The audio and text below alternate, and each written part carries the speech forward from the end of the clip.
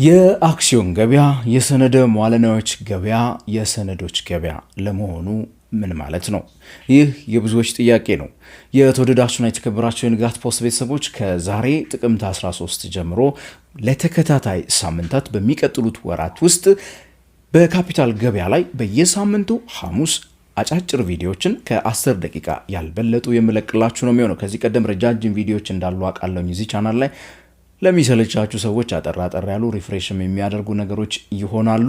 ስለ ካፒታል ገበያ ታዲያ ጥያቄዎች፣ አስተያየቶች ካሏችሁ እታች ኮሜንት ሴክሽን ላይ ጻፉ እያልኩኝ ቻናሉን ሰብስክራይብ ማድረግ፣ ለጓደኞቻችሁ ሼር ማድረግ እንዲሁም ደግሞ ላይክ ማድረግ እንዳትረሱ እያልኩኝ በዛሬው የመጀመሪያው ክፍል ቪዲዮአችን እንግዲህ የምንመለከተው አክሲዮን ማለት ወይ ደግሞ የአክሲዮን ገበያ ማለት ምን ማለት ነው? በተለምዶ እንደዛ እንለዋለን። ያው የሰነደ መዋለ ንዋዮች ገበያ ለማለት ነው። በሌላ መልኩ ደግሞ ሀገራት ለምንድን ነው ይሄንን የሚያቋቁሙት? ምንስ ነው ጥቅሙ የሚለውን ነገር አብረን የምንመለከት ነው የሚሆነው። የተወደዳችሁና የተከበራችሁ ተመልካቾቼ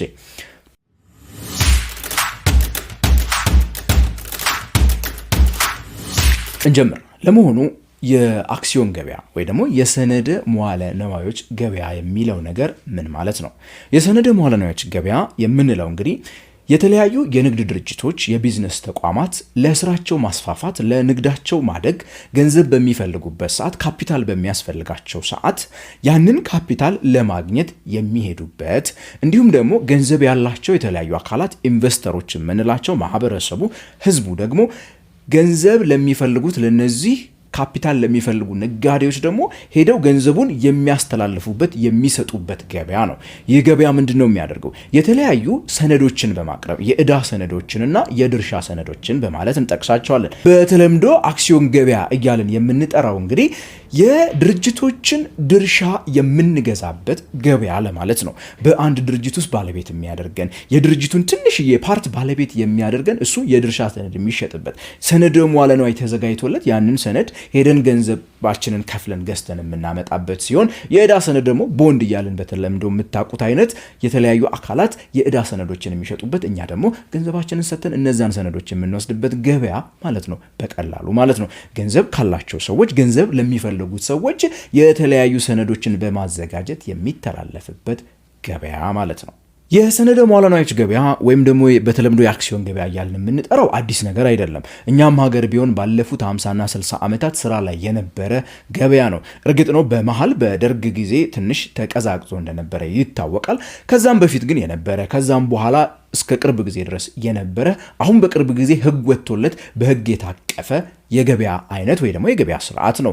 ከዛ ባለፈ በዓለማችን ላይ ከ17ኛው ክፍለ ዘመን ጀምሮ የነበረ በእነ አምስተርዳም ስቶክ ኤክስቼንጅ እንደምንለው እንደ ኔዘርላንድስ በሚባሉት ሀገሮች የተጀመረ ዛሬ ዓለማችን ላይ እንደ ኒውዮርክ ስቶክ ኤክስቼንጅ፣ እንደ ለንደን ስቶክ ኤክስቼንጅ፣ በጎረቤት ሀገር እነ ናይሮቢ፣ እነ ጆሃንስበርግ የመሳሰሉ ትልልቅ ስቶክ ማርኬቶች እናገኛለን።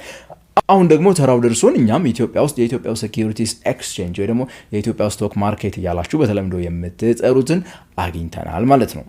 ኢትዮጵያ እንግዲህ ወደ ካፒታል ገበያው ወይ ደግሞ ወደ ካፒታል ማርኬቱ የገባችው በ2021 የኢትዮጵያውን ካፒታል ማርኬት ኦቶሪቲ ወይ ደግሞ ባለስልጣን መስሪያ ቤቱን ለማቋቋም በወጣው አዋጅ መሰረት ነው።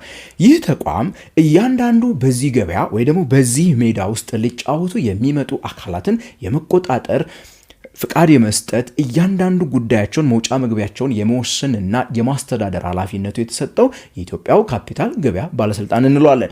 ለመጫወቻ ሜዳነት ደግሞ የሚሆነው ግብይት የሚፈጸምበት እነዛ ሰነዶች ተፈጥረው እነዛ ሰነዶች እኔና ድርጅቶቹ ማለት እኔና እናንተ ከሌሎች ቢዝነሶች ጋራ፣ ከመንግስታት ጋራ፣ ከከተማ አስተዳደሮች ጋር እንድንገበያይ ደግሞ የሚያደርገው የኢትዮጵያ ሴኩሪቲስ ኤክስቼንጅ ይባላል። የኢትዮጵያ መንግስት 25% አካባቢ ድርሻ አለው እሱ ላይ። እንዲሁም ደግሞ ሌሎች የግል የንግድ ተቋማት ሆነው ምን አድርገዋል ማለት ነው፣ ድርሻ ገዝተው የተቋቋመ ድርጅት ነው ማለት ነው። ሌሎች ወደ 11 የሚጠጉ የተለያዩ ደግሞ ተቋማት በዚህ ገበያ ውስጥ ጫወታው እንዲሳለጥ፣ ጫወታው ደግሞ ፌር እንዲሆን፣ ጫወታው ደግሞ ግልጽ እንዲሆን ሚናቸውን የሚጫወቱ ኢንቨስትመንት ባንኮች፣ ዲለሮች፣ ኢንቨስትመንት አማካሪዎች ፍቃድ ወስደው መንቀሳቀስ ጀምረዋል። ሌላው በዚህ ገበያ ላይ ደግሞ ልናወራው የሚገባ ነገር እንግዲህ የገበያው አይነቶች ናቸው። በካፒታል ገበያ ውስጥ የተለመዱ ሁለት ገበያዎች አሉ። ፕራይመሪ ማርኬት እና የሰከንደሪ ማርኬት በማለት እንጠራቸዋለን። ፕራይመሪ ማርኬት የሚባለው እንግዲህ አንድ ድርጅት ለመጀመሪያ ጊዜ የተለያዩ የሰነደ መዋለ ንዋዮችን አዘጋጅቶ ወደ ገበያው ሲመጣና ለኔና ለናንተ ለኢንቨስተሮች በሚሸጥበት ሰዓት እሱን የፕራይመሪ ማርኬት እንለዋለን። ፕራይመሪ ማርኬት ላይ ገንዘቡ ለማን ነው የሚደርሰው? ለድርጅቱ። ማን ለፈለገው? ካፒታል ለፈለገው ድርጅት ነው። ሰከንደሪ ማርኬት ማለት ደግሞ እንግዲህ አሁን የጠቀስኩላችሁ ድርጅት፣ የቢዝነስ ተቋም፣ ነጋዴ ከኢኩዌዥኑ ይወጣና እኔና እናንተ ወይ ደግሞ ኢንቨስተሮቹ ማህበረሰቡ እንገናኛለን። ምን ማለት ነው? እኔ ከዚህ ቀደም ከድርጅቱ በፕራይመሪ ማርኬት ገዝቼ የነበረውን ሰነድ ለእናንተ ስሸጥላችሁ፣ እናንተ የገዛችሁትን ሰነድ ለእኔ ስትሸጡልኝ፣ እሱ የሰከንደሪ ማርኬት በመባል ይታወቃል። አንድ የካፒታል ገበያ፣ አንድ የሰነድ መዋለ ንዋይ ገበያ እንግዲህ ያለ እነዚህ ያለ ሁለቱ ገበያዎች በስርዓቱ ሊንቀሳቀስ፣ በስርዓቱ ሊኖር፣ በስርዓቱ ሊሰራ በፍጹም አይችልም። ለመሆኑ ታዲያ ሰነደ መዋለ ንዋይ ገበያዎች ለምን ይጠቅሙናል? ለምንስ አገራት ያቋቁማሉ ስንል እንግዲህ እስካሁን እንደጠቀስኩት ነው። በአንድ መልኩ ካፒታልን ለማበልጸግ፣ ካፒታልን ለማሳደግ ይጠቅማል። ድርጅቶች ለስራቸው የሚያስፈልጋቸውን ካፒታል የሚያሳድጉበት የሚያገኙበት ቦታ ስለሆነ ማለት ነው። ከዛ ባለፈ እኔና እናንተ በድርጅቶች ውስጥ ኢንቨስት በማድረግ ሀብትን ማፍራት እንድንችል፣ ማህበረሰቡ በምጣኔ ሀብት እድገት ውስጥ ተጠቃሚ እንዲሆን ያስችላሉ። በሌላ መልኩ የአንድ ሀገር ምጣኔ ሀብት እድገት ውስጥም ቢሆን የራሳቸውን ሚና ይጫወታሉ። ምክንያቱም አምራች አካል ወይ ደግሞ ንግድ ድርጅቶች የሚያስፈልጋቸውን ካፒታል በቀላሉ እንዲያገኙ በማስቻል የሀገር ምጣኔ ሀብት እንዲያድግ፣ እንዲለወጥ እድል ይፈጥራሉ ማለት ነው። ከዚህ ባለፈ በዚህ ገበያ ውስጥ ግልጸኝነትን በማምጣት ፍትህን በማምጣትም የራሱን ሚና እንደሚጫወት ይታመንበታል። ታዲያ አንድ በፍጹም ልትረሱት የማይገባና አጥኖት ልትሰጡት የሚገባ ነገር አለ። የኢትዮጵያ ካፒታል ማርኬት ኦቶሪቲ መቋቋም፣ የኢትዮጵያ ሴኩሪቲስ ኤክስቼንጅ መኖር የገዛችሁት ሰነድ ትርፋማ መሆን አለመሆኑን አይደለም የሚያስረግጥላችሁ።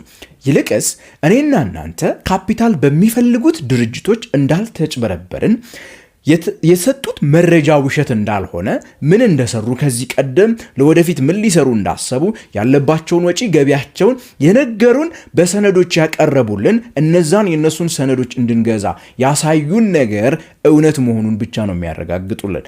ገበያው ላይ ያ ቢዝነስ እኛ ድርሻውን የገዛ ነው፣ እኛ ዕዳ ሰነዱን የገዛ ነው ድርጅት አትራፊ ይሆን አይሁን፣ ገንዘባችንን ይመልስልናል አይመልስም፣ እኛ እናተርፋለን አናተርፍም የሚለውን ነገር አሹር ሊያደርግልን በፍጹም አይችልም። ይሄንን ልንሸወድ ግን አይገባም። አትሊስት ፍትህ እንዲኖር፣ ግልጸኝነት እንዲኖር ያስችላል ለማለት ነው። ለማጠቃለል እንግዲህ የሰነደ መዋለ ንዋይ ገበያ የምንለው ካፒታል የሚፈልጉ የንግድ ድርጅቶች ሰነዶችን አዘጋጅተው የሚመጡበት፣ ገንዘብ ያላቸው ቁጠባ ያላቸው ሰዎች ደግሞ ያንን ገንዘብ ለነዚህ ሰዎች በመስጠት ሰነዶቹን ይዞ ትርፍ ለማግኘት የምንገበያይበት ገበያ ነው ብያቸዋለሁ። ይህ ገበያ የፕራይመሪ እና የሰከንደሪ ማርኬት ተብሎ ይከፈላል። ድርጅቶች ለመጀመሪያ ጊዜ ሲሸጡ እሱን ፕራይመሪ ስንለው፣ እኔና እናንተ ሰነዶቹን እርስ በርሳችን ስንገበያይ እሱን የሰከንደሪ ማርኬት እንለዋለን። የሰነደ መዋለ ንዋዮች ገበያ እንደ ምጣኔ ሀብት ከሚሰጠው ጥቅም ባለፈ የአንድ ሀገር ኢኮኖሚ ውስጥ የሚንቀሳቀስ ገንዘብ በተሻለ መልኩ ውጤታማ በሆነ መልኩ ጥቅም ላይ እንዲውል በማድረግ ከፍተኛ ሚና አለው። የተወደዳችሁና የተከበራችሁ ተመልካቾች፣ በሚቀጥለው ክፍላችን ታዲያ ድርጅቶች ለመጀመሪያ ጊዜ ወደ ካፒታል ገበያ ወጥተው አክሲዮኖቻቸውን በሚሸጡበት ሰዓት ወይ ደግሞ ኢኒሺያል ፐብሊክ ኦፈሪንግ የሚባለው ነገር ሲከወን ምንድነው ይሄስ ብለን አብረን የምንመለከት ነው የሚሆነው። በሚቀጥለው ሳምንት ቪዲዮአችንን መመልከት እንዳትረሱ እያልኩኝ ቻናሉን ሰብስክራይብ ማድረግ እንዲሁም ደግሞ ለሌሎች ለጓደኞቻችሁ እንዲደርሱ አድርጉ እያልኩኝ በቀጣይ ሳምንት በሁለተኛው ክፍል እስከምንገናኝ ድረስ የምሰናበታችሁ እኔ ገመ ብርሃኑ ነኝ።